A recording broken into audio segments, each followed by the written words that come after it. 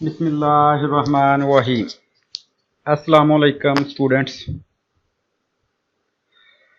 सबसे पहले मैं आपको ये बताना चाह रहा था कि ये पहली वीडियो मैं अपलोड करने लगा हूँ लेक्चरर केमिस्ट्री का जो टेस्ट हुआ था 2015, क्योंकि आजकल टेस्ट आ रहा है तो सारे बच्चे परेशान हैं जो हमारे स्टूडेंट्स हैं। इसके अलावा कि टेस्ट की तैयारी कैसे करें, उसका क्या सिलेबस होना चाहिए, इंटरव्यू क्या होना चाहिए।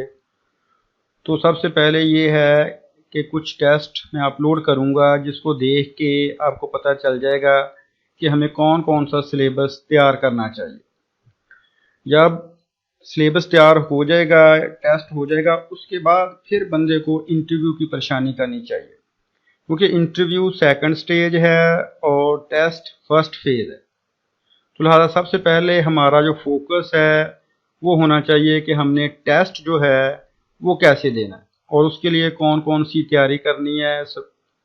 तो सबसे पहले टॉपिक डिस्कस करने की बजाय डायरेक्टली मैं वीडियो कुछ अपलोड करने लगा हूँ वन बाय वन, ताकि आप उस वीडियोस को देख के खुद भी डिसाइड कर सकते हैं कि हमें कौन कौन से टॉपिक्स पे ज़्यादा ग्रिप होनी चाहिए और कौन से टॉपिक्स को ज़रा कम करना चाहिए। और दूसरी बात, मार्क्स। कुछ मैंने वीडियोस देखी हैं कि लोगों ने शेयर किया हुआ कि आपके कितने मार्क्स बनेंगे।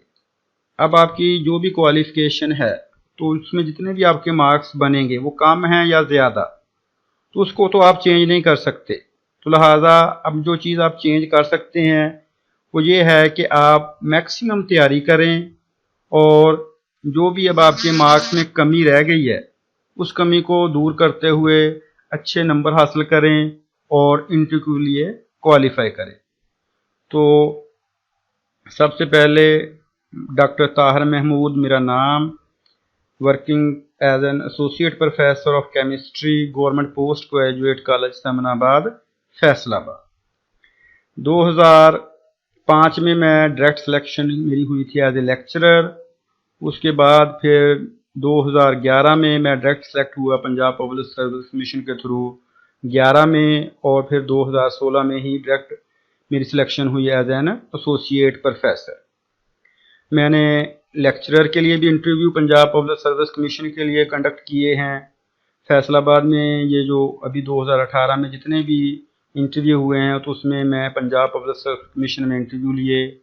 असिस्टेंट प्रोफेसर के जो लाहौर में पंजाब पब्लिक सर्विस कमीशन के इंटरव्यू हुए उसमें भी मैंने इंटरव्यू जितने भी सिलेक्शन हुई है उसमें किए हैं। तो लिहाजा इंटरव्यू बाद की बात है कि जब आप टेस्ट क्लियर कर लेंगे तो फिर मैं अपलोड वीडियो करूँगा कि इंटरव्यू में कौन कौन सी चीज़ें इम्पोर्टेंट हैं। अभी सबसे पहला काम है हमारा कि हम टेस्ट को अच्छे तरीके से तैयार करें और उस पर फोकस करें।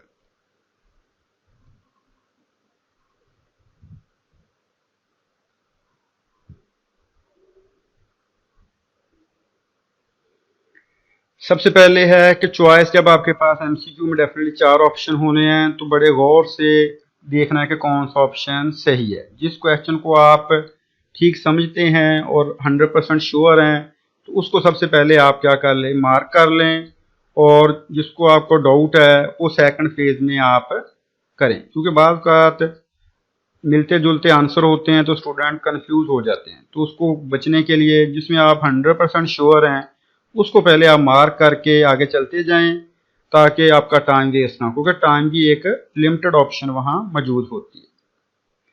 स्टार्ट करते हैं अपना पहला क्वेश्चन। सबसे पहला क्वेश्चन है जी, when an electron is brought from infinite distance to close to the nucleus of the atom, the energy of electron nucleus system. Mean कि जब हम एक इलेक्ट्रॉन दूर से न्यूक्लियस के करीब लाते हैं तो क्या उसमें फर्क पड़ेगा। आया increase to smaller negative value होगी एनर्जी में, डिक्रीज होगी greater negative value, decrease to smaller positive value, और increase to a greater positive. तो ये 4 ऑप्शन उन्होंने दिए हुए हैं। इन्फिनिट डिस्टेंस से जब आप लफ्ज देखना है जरा गौर, व्हेन एन इलेक्ट्रॉन। अब इलेक्ट्रॉन तो हम न्यूक्लियस में नहीं लेके आते, ठीक है, वो तो ऑर्बिट्स में रहता है। तो लिहाजा जो वैल्यू है डिक्रीज करेगी ग्रेटर नेगेटिव वैल्यू, क्योंकि न्यूक्लियस के पास जितना आएगा तो उसको रिपल्शन ज्यादा मिलेगी, तो नेगेटिव वैल्यू जो होगी वो ज्यादा होगी। दूसरा question, the probability of finding the electron in the nucleus is. अब हमने क्या करना है, क्वेश्चन उसका जरा गौर से समझना है कि फाइंडिंग द इलेक्ट्रॉन उसकी प्रोबेबिलिटी न्यूक्लियस में कितनी है। अब डेफिनेटली न्यूक्लियस में जो इलेक्ट्रॉन की प्रोबेबिलिटी है वो क्या होगी, ऑप्शन आपके पास उसने 4 दिए, 100% due to force of attraction, finite for all orbital, 0 and 0 for some orbit and finite for other. तो बेसिकली द सी ऑप्शन इसका सही है कि जो 0 है वो क्या होगी, probability of electron in nucleus होगी, क्योंकि न्यूक्लियस में क्या है, प्रोटॉन होंगे या न्यूट्रॉन होंगे, तो इलेक्ट्रॉन तो नहीं है। Third question, when zinc metal is kept in copper sulfate solution, copper is precipitated and zinc sulfate is formed। तो 4 ऑप्शन उसने दिए थे, atomic number of zinc is smaller than copper, atomic number of zinc is larger than copper, standard reduction potential of zinc is more than that of copper, and the fourth one था standard reduction potential of zinc is less than that of copper। Basically होता क्या है, ये थोड़ी सी explanation ताकि आपको question की समझ आ जाए। जब हम जिंक मेटल को कॉपर में लगाते हैं सल्फेट सोल्यूशन में, तो कॉपर सल्फेट का सोल्यूशन क्या है, ब्लू कलर का है। तो जैसे ही वो रिएक्शन करेगा जिंक सल्फेट बनेगा, जिंक सल्फेट क्या होता है, कलरलेस। ये तो हो गया कि रिएक्शन कैसे होता है, this because the zinc is more active than that of copper. ये रिडक्शन पोटेंशियल की वैल्यू भी लिखी है। अब देखें, जिंक की है 0.76 माइनस में और कॉपर की है +34, तो जिसकी ज्यादा वैल्यू है स्टैंडर्ड रिएक्शन पोटेंशियल की वो क्या हो जाएगा। अब देखें, standard reaction potential of zinc is less, जिसकी लेस है वो दूसरे को क्या कर देगा, चेंज कर देगा। तो लिहाजा जिंक कॉपर के साथ रिएक्ट करके कॉपर सल्फेट बना देगा, और दूसरी चीज कॉपर जो होगा in the form of precipitate नीचे सेटल डाउन हो जाएगा। नेक्स्ट फोर्थ क्वेश्चन है, electrolytes when dissolve in water dissociate into their constituent, the degree of dissociation of electrolyte increase with the. अब क्या है, presence of the substance yielding common ion, decreasing temperature, decreasing concentration of electrolyte, increasing concentration of electrolyte. अब electrolyte क्या है कि जिसने अपने आप को क्या करना है, आयन में डिसोसिएट करना है। तो जितनी हम कंसंट्रेशन कम रखेंगे उतना ही वो क्या होगा, जल्दी डिसोसिएट होगा। तो लिहाजा degree of dissociation of electrolyte कब इंक्रीज होगी, जब कम इलेक्ट्रोलाइट होगा, मीन उसको जल्दी आयनाइज होना पड़ेगा। अगर हम कंसंट्रेशन ज्यादा कर देंगे तो फिर क्या होगा, फिर भी वो कम आयनाइज होगा क्योंकि कंसंट्रेशन ज्यादा है। डिक्रीजिंग टेम्परेचर कम करने से भी आयनाइजेशन की जो डिसोसिएशन की वैल्यू है वो कम हो जाती है। तो सही ऑप्शन इसका फिर क्या बना, C. Fifth question, there is a large positive entropy change for an exothermic reaction। Exothermic जितने भी रिएक्शन होते हैं उनकी जो एंट्रोपी है, एंट्रोपी मीन डेल्टा एस, वो पॉजिटिव होती है। It mean that the reaction will be possible at low temperature. Come temperature पे फिर रिएक्शन हो जाएगा, ना ज्यादा टेम्परेचर उसको रिक्वायर्ड होगा, ना इम्पॉसिबल होगा, बल्कि लो टेम्परेचर पे फिर रिएक्शन हो जाएगा अगर वो एक्सो है। अगर वो एंडो होगा तो फिर इसके बिल्कुल ऑपोजिट हो जाएगा। तो सी ऑप्शन इसका सही। आगे है 6 number, which of the following statement is false. Reading करेंगे, temperature of the system will fall if an exothermic reaction is isolated from its surrounding. अब एक्सोथर्मिक रिएक्शन है तो टेम्परेचर तो फॉल नहीं करेगा, डेफिनेटली फॉल करेगा अगर वो आइसोलेटेड होगा। Energy is absorbed when a compound is converted to another when like higher heat content, definitely ये भी करेक्ट स्टेटमेंट है। The temperature of the system is likely to fall if heat is absorbed। अब जब किसी भी system में heat absorb होगी तो ये नहीं हो सकता कि टेम्परेचर उसका क्या करे, फॉल करे, बल्कि टेम्परेचर क्या होगा, राइज होगा। तो लिहाजा सी ऑप्शन में जो लिखा हुआ है उसने वो फॉल्स स्टेटमेंट है। नेक्स्ट है pH plus pOH already distribution है dissociation constant of water KW आप लोगों ने पढ़ा। तो पीएच और पीओएच को जब जमा करते हैं तो वो उसकी वैल्यू कितनी होती है, 14, ऑलरेडी आपने ये देखा हुआ है। The compound that is not Luce acid, Luce acid क्या है, electron deficient. BF3, AlCl3, SnCl4 ये सारे के सारे क्या हैं, इलेक्ट्रॉन डेफिशिएंट हैं। तो लिहाजा ये क्या कर सकते हैं, आपको पता है कोवेलेंट कोऑर्डिनेट कोवेलेंट बॉन्ड बनाते हैं। जबकि बेरियम क्लोराइड क्या है, साल्ट है, सेकंड ग्रुप से ताल्लुक रखता है। तो लिहाजा बेरियम क्लोराइड इसमें लीवस एसिड के तौर पर बिहेव नहीं करेगा। बाकी सारे के सारे लीवस एसिड, जबकि बेरियम क्लोराइड इसमें लीवस एसिड के तौर पर काम नहीं करेगा। Next, ores of aluminium. अब ये चार उसने ऑप्शन दिए हुए थे, मैंने ये जो येलो कलर में लिखा है आपको समझाने के लिए लिखा है ताकि आपको पता चले कि बाकी ओर्स कौन कौन सी हैं। अब कैलामाइन जो है ये जिंक की ओर का नाम है। डोलोमाइट कैल्शियम और मैग्नीशियम का मिक्सचर है। बॉक्साइट ये करेक्ट ऑप्शन है सी, ये एल्यूमिनियम की है, जबकि लाइमस्टोन कैल्शियम की है। तो ऑप्शन इसका फिर सही क्या हुआ, बॉक्साइट, क्योंकि इसके अलावा वो और क्वेश्चन भी पूछ सकता है, तो इसलिए साथ ऑप्शन भी लिख दिए ताकि आपको पता चल सके। Oxidation number of sulphur in sulphuric acid. अब सल्फ्यूरिक एसिड का सबको पता है फार्मूला H2SO4 है। तो ऑक्सीजन में -8 है, हाइड्रोजन में +2, तो आंसर क्या आ गया, 6। इजी है, आप कैलकुलेट बड़ी आसानी से कर सकते हैं कि सल्फर और सल्फ्यूरिक एसिड में ऑक्सीडेशन नंबर क्या है। D block element form coordinate compound because of. हम समझते हैं कि डी ब्लॉक जो होते हैं उसमें क्या होता है, अनफिल्ड डी इलेक्ट्रॉन होते हैं, एम्प्टी स्पेसेस होती हैं, जिसकी वजह से वो ट्रांजिशन मेटल कहलाते हैं, और यही वजह है कि वो कोऑर्डिनेटर कंपाउंड बना सकते हैं और वेरिएबल वैलेंसी भी शो करते हैं। तो सी ऑप्शन है फिर इसका सही। Brass is an alloy of. अब ये सारे के सारे कॉपर के ही अलाई हैं, लेकिन इनके नाम डिफरेंट है। अगर कॉपर का जिंक के साथ मिक्स करें तो ब्रास बनता है, अगर कॉपर निकल और जिंक लें तो ब्रोंज। इस तरीके से कॉपर और निकल अगर हो तो कांस्टेंट, और कॉपर एल्यूमिनियम और जिंक हो तो ड्यूडिवार। तो ये चारों के चारों बेसिकली अलाय तो हैं कॉपर के साथ, लेकिन बाकी जो एलिमेंट हैं वो डिफरेंट हैं। तो ब्रास बेसिकली कॉपर और जिंक का अलाय। अलाय क्या होता है कि तीन डिफरेंट मेटल को मिक्स करके कंपोजिशन से जो चीज बनाए, that is called alloy. Next है जी, urea is highly quantity nitrogen fertiliser. Urea में परसेंटेज ऑफ नाइट्रोजन कितनी है? तो यूरिया आपने देखा होगा बैग्स पे लिखा भी होता है 46% नाइट्रोजन यूरिया में। अमोनिया में है 76%, और बाकी जो लिक्विड नाइट्रोजन डिफरेंट है, अमोनियम नाइट्रेट, अमोनियम सल्फेट, बाकी परसेंटेज उनमें। डायमंड, डायमंड 4 ऑप्शन है, good electricity, bad conducting heat. तो लिहाजा हम जानते हैं कि डायमंड क्या है, बैड कंडक्टर ऑफ इलेक्ट्रिसिटी, क्योंकि हमने इसकी स्ट्रक्चर पढ़ी है कि टेट्राहेड्रल स्ट्रक्चर है, क्लोज पैकिंग है, तो इसमें से इलेक्ट्रॉन इजीली फ्री नहीं कर सकते ड्यू टू कॉम्पैक्टनेस। तो लिहाजा they are bad conductor of electricity. जबकि ग्रेफाइट इसी में हमने देखा था कि गुड कंडक्टर है, एक फॉर्म में, जब लेयर फॉर्म में हमने देखा था। Carbon monoxide is poisonous gas because.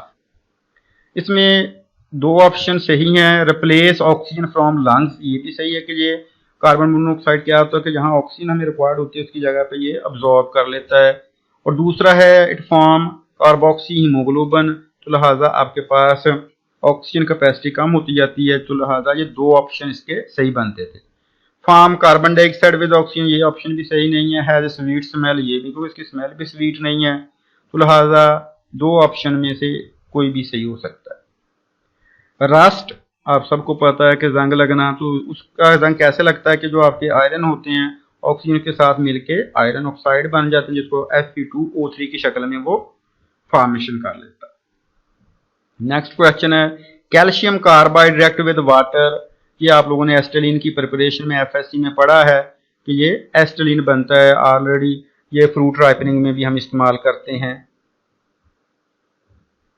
Which of the following substituent deactivate benzene ring and it are the para directing? इसमें 4 ऑप्शन है, NH2 ग्रुप है, Cl, OCH3, OH। बाकी सारे के सारे लोन पेयर कंटेनिंग हैं, तो वो डीएक्टिवेट द रिंग नहीं करते बल्कि एक्टिवेट करते हैं। जबकि Cl क्या है, ये हेलोजन्स आपको पता है डीएक्टिवेटिंग है, लेकिन दूसरी तरफ से ये आर्दो पैराडाक्टिंग है, तो लिहाजा सही ऑप्शन फिर इसका क्या हो गया, chloro. Deactivate the ring mean तो इलेक्ट्रॉन डेंसिटी को अपनी तरफ खींचे, जबकि NH2 इसके पास लोन पेयर है, मेथॉक्सी O के पास लोन पेयर, फिनोल उसके पास भी लोन पेयर। नेक्स्ट है which of the following is most radially नाइट्रेटेड। तो टॉल्यूइन को सबसे पहले इजी है क्योंकि इसके ऊपर कोई भी और फंक्शनल ग्रुप नहीं लगा, जबकि नाइट्रोबेंजीन ऑलरेडी नाइट्रेट ग्रुप एक लगा है। बेंजल्डिहाइड में भी एक इलेक्ट्रॉन विदड्राइंग ग्रुप लगा हुआ है बेंजोइक एसिड पे भी, तो लिहाजा ये ऑलरेडी इन पे लगे हुए हैं, तो इसको नाइट्रेटेड करना है क्योंकि सिमिलर ग्रुप रिपेल करते हैं, तो लिहाजा टॉल्यूइन इसका फिर option. Toluene mean already benzene group के ऊपर मिथाइल लगा हुआ है। Ketone can be prepared by reaction of Grignard reagent with imide के साथ करें कार्बोक्सिलिक ऑक्साइड, तो ये सारे के सारे क्या बनाते हैं, अल्कोहल्स देते हैं मोस्टली। और अगर एसिडमाइड के साथ करें तो ये अमाइन देते हैं, तो लिहाजा एसिड क्लोराइड है जिसको अगर ग्रिग्नाट रिएजेंट के साथ रिएक्ट करवाया जाए तो आपके पास कीटोन फॉर्मेशन होती है। Next question, which of the following statement about the order of reaction is true. True को देखना, order of reaction can only be determined by experiment, ये भी ऑप्शन हो सकता है। A second order reaction is also bimolecular, हो सकता है। हमने जो बिल्कुल सही उसको order of reaction must be a positive integer. चौथा ऑप्शन था the order of reaction increasing with increasing temperature. इन सब में ऑप्शन है कि हो भी सकता है नहीं भी, लेकिन सी है कि कभी भी हम ये नहीं कह सकते कि ऑर्डर ऑफ रिएक्शन माइनस में हो, तो लिहाजा सी फिर ट्रू ऑप्शन है। बाकी भी हो सकते हैं लेकिन ट्रू ऑप्शन सी। पॉलीसेक्राइड में yield many monosaccharide, monosaccharide single unit पर मुश्तमिल है, उसको कंबाइन करें तो पॉलीसेक्राइड, तो लिहाजा हाइड्रोलिसिस अगर हम करें तो मोनोसेक्राइड हमारे पॉलीसेक्राइड से बनते हैं। बाकी रिएक्शन ऑक्सीडेशन, रिडक्शन या हाइड्रेशन से कभी भी मोनोसेक्राइड नहीं बनते। Which is the following is not aromatic, आसान सा फार्मूला है। बेंजीन आपको पता है पिरिडीन नाइट्रोजन कंटेनिंग, ये भी एरोमेटिक होता है। फिनोल भी, तो साइक्लोऑक्टाटेट्राईन ये एरोमेटिक नहीं है क्योंकि इसमें 4 डबल बॉन्ड हैं, तो लिहाजा एरोमेटिसिटी का रूल पढ़ें तो उसमें लिखा है कि ये एरोमेटिक नहीं है। Which of the following is most basic, water अब सबको पता, न्यूट्रल, अमोनिया बेस है, मिथाइलमाइन और अल्कोहल। अब कंपटीशन था अमोनिया और मिथाइलमाइन, तो मिथाइल क्या है, इलेक्ट्रॉन डोनेटिंग है, तो लिहाजा ये इलेक्ट्रॉन डेंसिटी को और बढ़ा देता है, तो लिहाजा सी ऑप्शन क्या है, सही हो गया, सबसे ज्यादा जो बेसिक है। Which of the following has lowest pH, mean जो स्ट्रॉन्गर एसिड होगा उसकी पीएच सबसे क्या होगी, लोएस्ट। तो ये फ्लोरो ग्रुप सबसे ज्यादा इलेक्ट्रॉन एक्टिव है, तो इस पे क्या है फिर सबसे ज्यादा लोएस्ट पीएच इसकी होगी, मीन स्ट्रॉन्गर एसिड उसकी सबसे ज्यादा पीएच कम हो। Equilibrium of two readily interconvertible isomer is called stereo isomer, meta, tauto और पॉलीमर। तो लिहाजा टॉटोमरिज्म ऐसे हैं जो इंटरकन्वर्टेबल बड़ी आसानी से हो जाते हैं। मेटामर अब भी आपको पता है कि उसमें हम पोजीशन एक ग्रुप की सेंटर की दूसरी तरफ कार्बन की चेंज करते हैं। स्टीरियो आइसोमर स्पेस में अरेंजमेंट है। पॉलीमॉर्फिज्म जो एक से ज्यादा फिनोमेना शो करे, तो सही ऑप्शन फिर tautomerism. Which of the following compound exhibit geometrical isomerism, 1 pentene, 2 pentene, 2 methyl, 2 pentene, 2 methyl, 2 butene. अब ज्योमेट्रिक आइसोमरिज्म के लिए एक कंडीशन तो सारे फॉलो कर रहे हैं कि उसमें डबल बॉन्ड है, restriction of carbon carbon double bond. दूसरा उसमें है कि आपके पास दोनों जो ग्रुप लगे होने चाहिए वो सेम नहीं होने चाहिए, तो लिहाजा जो सही ऑप्शन है वो फिर है 2 पेंटीन, बाकी सब में ग्रुप फिर सेम हो जाते हैं। Which of the following give a tertiary alcohol when treated with Grignard reagent, formaldehyde, acetaldehyde जो हैं ये प्राइमरी और सेकेंडरी देते हैं, जबकि कीटोन क्या देते हैं, टर्शियरी अल्कोहल। तो सही ऑप्शन फिर इसका क्या हो गया, D. Which of the following test is not used to identify aldehyde, Tollen test, Benedict, Fehling, ये सारे के सारे एल्डिहाइड के आइडेंटिफिकेशन के लिए इस्तेमाल होते हैं, जबकि अमोनिया टेस्ट इसमें ऐसा है जिसको हम एल्डिहाइड के आइडेंटिफिकेशन के लिए इस्तेमाल नहीं करते, तो सही ऑप्शन फिर हो गया D. Which of the following is not incorrect about alkaloid? अब अल्कोलाइड ऐसे मटेरियल होते हैं जो हम प्लांट से लेते हैं, नेचुरली रिकरिंग होते हैं, हेट्रोसाइक्लिक मोस्टली होते हैं, तो बायोलॉजिकल एक्टिविटी भी होती है, तो लिहाजा ए बी सी तीनों ऑप्शन सही हैं। एसिडिक इन नेचर, क्योंकि नाइट्रोजन कंटेनिंग होते हैं तो लिहाजा ये बेसिक होते हैं, इस वजह से डी ऑप्शन फिर इसका एसिडिक इन नेचर गलत है। Which of the following will not give iodoform test? Benzaldehyde, ethyl alcohol और एसीटोन, जो पहले तीन ऑप्शन हैं ये तीनों के तीनों देते हैं, जबकि एस्टल्डिहाइड ऐसा है जो आइडोफॉर्म टेस्ट नहीं देता। The reaction of aniline with bromine water gave 2,4,6 ट्राइब्रोमोएनालिन, क्योंकि तीनों जगहों पे फिर क्या है, ब्रोमीन आकर अटैच हो जाता है, तो लिहाजा सही ऑप्शन फिर 2,4,6 ट्राइब्रोमोएनालिन। एफएससी में इसकी रिएक्शन भी बड़ी आसानी से दिया हुआ है। The reaction of tripalmitin with sodium hydroxide is called. अब इस फार्मूले को आपने जरा कम देखा होगा, इस नाम को। ये बेसिकली क्या है, ट्राइग्लिसराइड है। ड्राइव कहाँ से किया जाता है, fatty acid of palmitic acid. Palmitic acid से हम इसको क्या करते हैं, हासिल करते हैं। यूज कहाँ होता है, सोप फॉर्मेशन में। तो लिहाजा सपोनिफिकेशन ग्लिसराइड की जब हम करते हैं सोडियम हाइड्रोक्साइड कास्टिक सोडा के साथ, तो उस रिएक्शन को फिर हम सपोनिफिकेशन कहते हैं। Which is not a petrochemical, mean petroleum product से जो हासिल नहीं हुआ। नेफ्थलीन भी हम उसी से लेते हैं, मिनरल ऑयल भी, वैक्स, ये तीनों के तीनों पेट्रोकेमिकल प्रोडक्ट है, जबकि table salt mean sodium chloride ये वहां से हम हासिल नहीं करते, तो सही option D. Chemical adsorption exothermic है, इरिवर्सिबल है, take place at high temperature, तो ये एक्सोथर्मिक भी है, इरिवर्सिबल भी है, क्योंकि प्रोडक्ट बन जाती है। और जो फिजिकल एड्सॉर्प्शन है वो नॉर्मल टेम्परेचर पर होती है, जबकि अगर टेम्परेचर ज्यादा करें तो फिर केमिकल एड्सॉर्प्शन। तो सारों के सारे ऑप्शन ठीक है। The most commonly used adsorbent for chromatographic separation of organic compound, activated charcoal, Fuller earth, alumina, silica. जो सबसे ज्यादा एड्सॉर्बेंट के तौर पर, एड्सॉर्बेंट मीन जो जैसे हम मॉइस्चर अब्जॉर्ब करने के लिए भी यूज करते हैं, तो लिहाजा सबसे ज्यादा जो यूज किया जाता है adsorbent that is called silica gel. आपने मेडिसिन वगैरह में भी देखा होगा, तो वो सिलिका जेल सबसे ज्यादा इस्तेमाल होती है। गिरगनाट रीजेंट क्या है, डेफिनेटली अल्काइल हैलाइड को मेटल के साथ लिखते हैं, तो आर्गेनो मैग्नीशियम हेलाइड जो आपका ज्यादा तौर पर इस्तेमाल करते हैं that is called Grignard reagent. Zinc भी यूज कर सकते हैं, लेकिन ज्यादा जो मेटल यूज होती है वो है magnesium.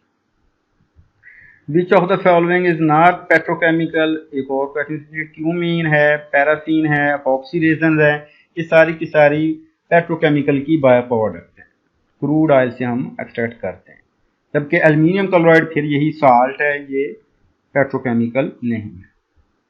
The term syndiotactic is related in which of the following, ये सिनियोटैक्टिक और एटैक्टिक बेसिकली पॉलीमर की टाइप्स हैं।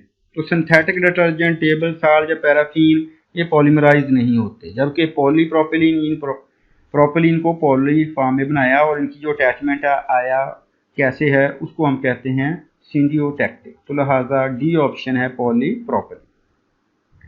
Which of the following is use an antibiotic, ये चार नाम लिखे हुए हैं, पेट्रोलिन, इंसुलिन, सेरिन और पैप्सिन। ये जो है पेट्रोलिन ये है एंटीबायोटिक, क्यों है, ये मायोटॉक्सिन है produced by modes of the Penicillium, Penicillium के ये बनाया हुआ है, तो लिहाजा ये आगे डिटेल लिख दी ताकि पता चले। बाकी इंसुलिन हर आग को जाते जाते ये भी प्रोटीन है, ये तीनों के तीनों अमाइनो एसिड प्रोटीन है, तो लिहाजा ये एंटीबायोटिक के तौर पर हम इस्तेमाल नहीं करते। इस तरीके से हीरोइन इज डाइएसिटेट ऑफ, ये चारों के चारों नाम लिखे हैं, ये क्या हैं, ओपियम अल्कोलाइड से हम हासिल करते हैं। पेपरब्रीन है, मॉर्फिन है, कोडीन है और थीबीन है। लेकिन उसने पूछा डाइएसिटेट, तो मॉर्फिन का जो डाइएसिटेट है उसको हम यूज कर कहते हैं हीरोइन। सारे के सारे ओपियम से ही हासिल करते हैं, अल्कोलाइड इन नेचर हैं, डिप्रेसेंट यूज करते हैं, लेकिन हीरोइन क्या है, मॉर्फिन का डाइएसिड, यानी कि डाइमॉर्फिन जो बनाते हैं उसको नाम है heroine. A reaction that typically is given by all organic compounds, हर एक ऑर्गेनिक कंपाउंड जो है उसमें कार्बन लाजमी होता है, तो लिहाजा वो बाकी रिएक्शन कोई दे ना दे, कंबस्टन एनालिसिस का जो है वो लाजमी देगा। Which functional group is present in polyester, ester है तो लिहाजा इसमें ग्रुप जो प्रेजेंट होगा that is ester functional group.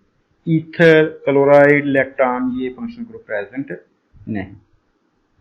Which statement is true for halogens, activating and ortho para directing, activating and meta directing, deactivating और ऑर्थोपैराडायरेक्टिंग, नन ऑफ दिस। तो हम जानते हैं कि हैलोजेंस जो होते हैं वो क्या होते हैं, डीएक्टिवेट द रिंग करते हैं और ऑर्थोपैराडायरेक्टिंग। तो सी ऑप्शन इसका सही है। Which of the following can be synthesized from aryl diazonium salt, furfural, carbylamine, biphenyl, tetrahydrofuran. तो हम एराइल डाइमोनियम साल्ट से कार्बल अमाइन, क्योंकि ये भी अमाइन नेचर है तो बेसिकली हम कार्बल अमाइन सिंथेसाइज करते हैं। The methyl group in methyl magnesium iodide can act as methyl radical, ये भी नहीं है क्योंकि मैग्नीशियम पॉजिटिव के तौर पर बिहेव करता है, मिथाइल जो आपको पता है वो एज ए नेगेटिव करता है। चार्ज आपने पार्शियल पॉजिटिव पार्शियल नेगेटिव ग्रीन कार्टिजेंट में लगाए होंगे। मिथाइल कार्बोनियम आयन के तौर पर भी नहीं एक्ट करता। CH3 कार्बन एनाइन, तो ये CH3 as a carbon A9 के तौर पर यूज करते हैं हम।